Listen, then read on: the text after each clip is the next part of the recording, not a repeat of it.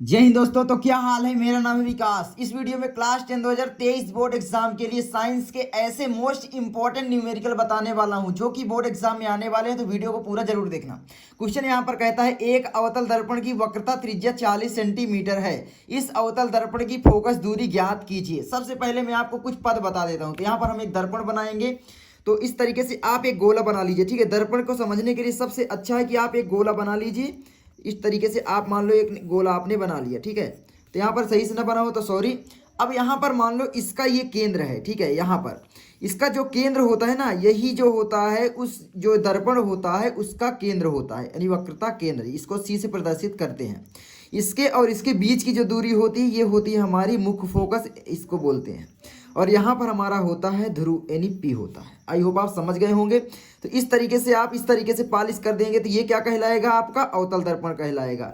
इसी तरीके से बिल्कुल सेम आपका क्या हो जाएगा, इस तरीके से आप लोग एक लाइन खींचेंगे। यहाँ पर भी आपका क्या हो जाएगा, एक बीच में एफ हो जाएगा और यहाँ पर भी ध्रुव यानी पी हो जाएगा। इस तरीके से आप इधर पालिश कर देंगे तो ये क्या कहलाएगा, आपका उत्तल दर्पण कहलाएगा, क्योंकि इसके उभरे हुए तल पर पालिश है, यानी उभरे हुए तल से इसका परावर्तन होता है प्रकाश का, इधर से प्रकाश जाएगा। तो अब यहाँ पर आपको समझना क्या है, सबसे पहले मैं इसीलिए बेसिक चीजें जरूर कंप्लीट करवाता हूँ। ठीक है, एक अवतल दर्पण की वक्रता त्रिज्या 40 सेंटीमीटर। वक्रता त्रिज्या क्या कहलाती है, वक्रता त्रिज्या को प्रदर्शित करते हैं हम आर से। ठीक है, क्या है, आर इक्वल टू हमारी कितनी दी गई है, 40 सेंटीमीटर। ठीक है, तो ये आप लोग याद रखना, वक्रता त्रिज्या को आर से प्रदर्शित करते हैं। तो 40 सेंटीमीटर हो गया। अब यहाँ पर देखना वक्रता त्रिज्या क्या यहाँ पर कहलाएगी, जो इसके और इसके बीच की जो दूरी होती है वो होती है वक्रता त्रिज्या यानी आर। जो खोखले गोले की यहाँ पर त्रिज्या होती है वही दर्पण की वक्रता त्रिज्या कहलाती है। ठीक है, और फोकस दूरी क्या होती है, मुख्य फोकस और ध्रुव के बीच की दूरी, यानी ये आपकी छोटा एफ, यानी ये होता है। तो यहाँ पर ये है इस अवतल दर्पण की फोकस दूरी, यानी हमें ये ज्ञात करना है। यहाँ पर याद रखना ये ज्ञात करना है जो हमें दिया गया है आर, जो दिया गया है वो 40 सेंटीमीटर, यानी ये पूरी जो दूरी दी गई है यहाँ से यहाँ तक वो दी गई है 40 सेंटीमीटर। ठीक है, यहाँ से यहाँ तक, और ये जो है बीच में स्थित होता है, तो यहाँ से यहाँ तक की दूरी कितनी हो जाएगी, आप आराम से बता दोगे 20 सेंटीमीटर। लेकिन यहाँ पर एक फार्मूला भी होता है। ठीक है, क्या होता है, यहाँ पर याद रखना कि भाई आर इक्वल टू आपका 2f, और हमें ज्ञात क्या करना है, यहाँ पर एफ ज्ञात करना है। ठीक है, एफ इक्वल टू हमें क्वेश्चन मार्क लगा देना। अब यहाँ पर आर इक्वल टू 2f होता है। ठीक है, तो यहाँ पर आर इक्वल टू 2f क्यों हुआ, क्योंकि ये आर यहाँ तक है, और यदि हम यहाँ से यहाँ तक की दूरी दो बार कर देंगे, एक बार यहाँ से यहाँ तक की हो गई मान लो ये आपकी, और यहाँ से यहाँ तक, तो ये मान लो 15 हुई और ये 15 दोनों जोड़ देंगे तो यहाँ पर हो जाएगा 30, तो वक्रता त्रिज्या 30 कहलाएगी। इसी तरीके से 40 है तो ये यहाँ से यहाँ तक की दूरी 20 है ना। तो यहाँ पर r बराबर 2f है, तो यहाँ पर आप r की जगह 40 रख दोगे तो 40 बराबर आपका कितना हो जाएगा, 2f। ठीक है, यही हो जाएगा। तो अब यहाँ पर 2 इधर आएगा तो ये बटे में चला जाएगा, तो 40/2 बराबर आपका हो जाएगा f। तो यहाँ पर आपका हो जाएगा 20, यहाँ पर 40 कट जाएगा 20 से, तो यहाँ पर 20 बराबर हो जाएगा f, या आप लिख सकते हैं f बराबर आपका हो जाएगा 20 सेंटीमीटर। जिस मात्रक में दिया है वही आप लोग लिखना। तो बिल्कुल सिंपल है, इस तरीके से आप लोग अपना जो न्यूमेरिकल है वो बनाना। और ये न्यूमेरिकल बोर्ड एग्जाम में इस तरीके का न्यूमेरिकल आप लोग याद रखना, बहुत ही इंपॉर्टेंट है और आने वाला है। तो ये फार्मूला आप याद रखना। ठीक है, वक्रता त्रिज्या और फोकस दूरी में संबंध है। तो दर्पण की वक्रता त्रिज्या उसकी फोकस दूरी के दोगुनी होती है, यही है ना। तो ये याद रखना, फोकस दूरी जो है वो दोगुनी होती है वक्रता त्रिज्या के। तो ये देख सकते हो यहाँ पर, ये वक्रता त्रिज्या फोकस दूरी के दोगुनी होती है। यहाँ से यहाँ तक की वक्रता त्रिज्या ये कहलाती है, और यहाँ से यहाँ तक की दूरी फोकस दूरी कहलाती है। आई होप अब आप लोग समझ रहे होंगे। अब हम यहाँ पर दूसरा क्वेश्चन सॉल्व करते हैं। हमारा यहाँ पर दोस्तों दूसरा क्वेश्चन क्या कहता है, एक दर्पण की फोकस दूरी 10 सेंटीमीटर है। याद रखना फोकस दूरी बोला है। सबसे पहले आप लोग फिर से एक दर्पण बना लो ताकि आपको समझ में आए। ठीक है, इस तरीके से आपको एक दर्पण बना लेना है। ठीक है, मैं थोड़ा चूड़ी से बना रहा हूँ तो थोड़ा दिक्कत आती है। अब यहाँ पर इसका जो है मान लो केंद्र है, बीच में कहीं पर होगा।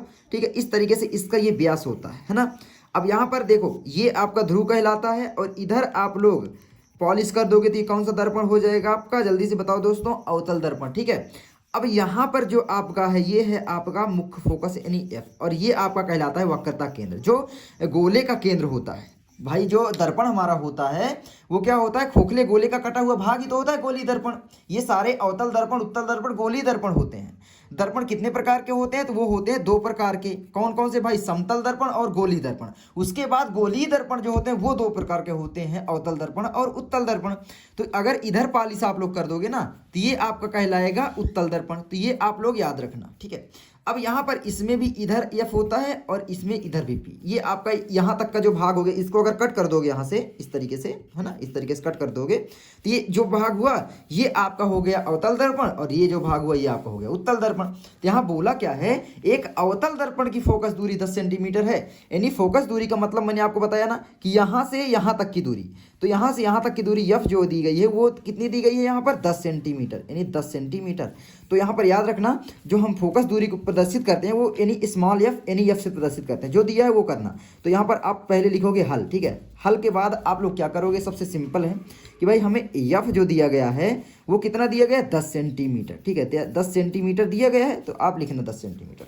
इसके सामने 15 सेंटीमीटर दूरी पर एक वस्तु रखिए। कोई वस्तु इसके सामने मतलब दर्पण के बाएं साइड हमेशा रखी जाती है कोई भी वस्तु, तो इधर रखी हुई है, इधर कहीं पर मान लो, इधर कहीं पर। और यहाँ से यहाँ तक की जो दूरी है ना ये वाली, ये आपकी दी गई है 15 सेंटीमीटर, जो आपके ध्रुव और यहाँ तक की दूरी है वस्तु, है ना। तो ये 15 सेंटीमीटर। और वस्तु को जो प्रदर्शित करते हैं, दर्पण से जो वस्तु की दूरी होती है वो कहलाती है यू से हम प्रदर्शित करते हैं। तो यू बराबर दी गई है कितनी सेंटीमीटर भाई साहब, 15 सेंटीमीटर, ठीक है। तो यही दिया गया है, ठीक है। सेंटीमीटर दूरी पर वस्तु रखी है। बनने वाले प्रतिबिंब के हमें क्या ज्ञात करना है, प्रकृति, स्थिति तथा आवर्धन भी ज्ञात करना है, ठीक है। तो अब आप लोग को क्या करना है, सबसे पहले तो हमें भी ज्ञात करना पड़ेगा, यानी हमारा जो प्रतिबिंब कहाँ पर बन रहा है, दर्पण से प्रतिबिंब की दूरी। तो भी, तो यहाँ पर आप एक फार्मूला लगा दोगे। क्या फार्मूला होता है मेरे भाई, तो 1/f इक्वल टू क्या होता है, 1/v प्लस 1/u, यही होता है फार्मूला। तो अब इसमें आप लोग रख दो, हमें एफ दिया गया है 10 सेंटीमीटर, तो हम लिख देंगे 1/10, यही हो जाएगा। बराबर में हमारा होगा 1/v, भी हमें ज्ञात करना है, नहीं दिया है, प्लस 1/u, यू कितना दिया गया है 15 सेंटीमीटर। तो अब यहाँ पर आप लिख दोगे बटे में 15, ठीक है। और मात्रक तो अपना लिखना तो कोई दिक्कत नहीं है, ठीक है।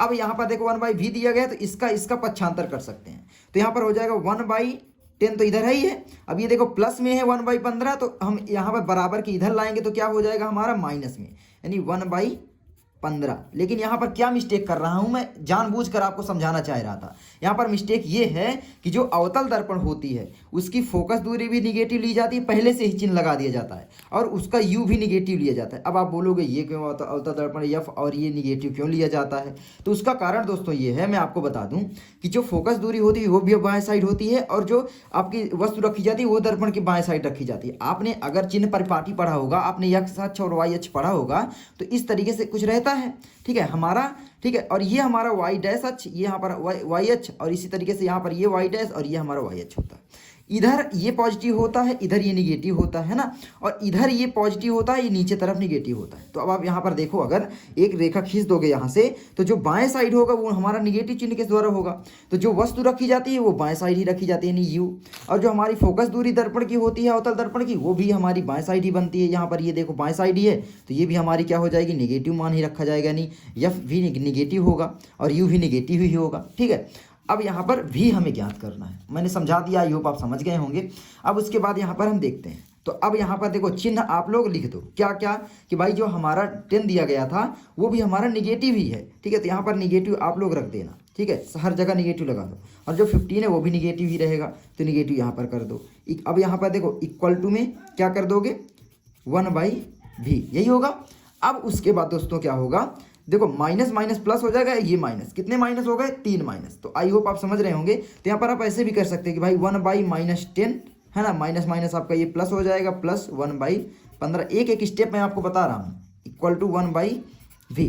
अब यहाँ पर देखो इसका एलसीएम ले लोगे, एलसीएम 10 और 15 का कितना आएगा, मैं यहाँ पर आपको दिखा दूँ। तो यहाँ पर मैं एक रफ यूज करूँ अगर, ठीक है, तो यहाँ पर मैं एक रफ यूज करता हूँ। तो कितने का, 10 और 15 का एलसीएम आप लोग निकाल लो, 10 और 15 का। तो 10 और 15 का एलसीएम कितना आएगा दोस्तों, तो यहाँ पर जल्दी से काटो, 10 2 से कट जाएगा, 5 आएगा, और 15 नहीं कटेगा। 15 3 से कटेगा, यहाँ पर 5 आएगा, और 5 1 से नहीं कटेगा। हमें जब तक 1 ना आए, जब तक हमें काटते चला जाना है, ठीक है। अब उसके बाद 5 1 1 आ जाएगा, 5 से कट जाएगा, यानी 5 3 15 दूनी 30 हमारा एलसीएम आएगा। तो यहाँ पर साफ साफ आप लोग लिख देना 30, ठीक है। एलसीएम में हम चिन्ह नहीं लेते, ये आप लोग याद रखना, ठीक है। अब यहाँ पर 10 का पहाड़ा 30 में पढ़ो कितनी बार जाएगा, 3 बार, 10 तेवा 30, और 3 का पहाड़ा 1 में तो 3 ही आएगा, और ये निगेटिव का चिन्ह है तो निगेटिव, और यहाँ पर प्लस का चिन्ह है तो प्लस। 15 का पहाड़ा 30 में पढ़ोगे 2 बार जाएगा, और 2 का पहाड़ा 2 फिर 1 से गुणा करोगे तो 2 ही आएगा, तो 2 हो जाएगा, इक्वल टू हमारा 1/v। आई होप आप समझ रहे होंगे, ठीक है। उसके बाद मेरे दोस्तों क्या होगा, यहाँ पर देखो -3 है, यहाँ पर +2 है, तो यहाँ पर -3 है और ये +2 छोटा है, तो यहाँ पर हमारा क्या बचेगा, -1 बचेगा कि नहीं, -1/30 नीचे है तो 30, उसके बाद इक्वल टू जो होगा 1/v। अब देखो यहाँ पर दोस्तों इस v का गुणा इसमें करोगे 1 में, तो यहाँ पर -1v तो लिखा ही नहीं जाता, तो -v इक्वल टू हमारा कितना आ जाता है, 30 का गुणा इसमें करोगे 30 से कम 30, यही होगा ना, हाँ।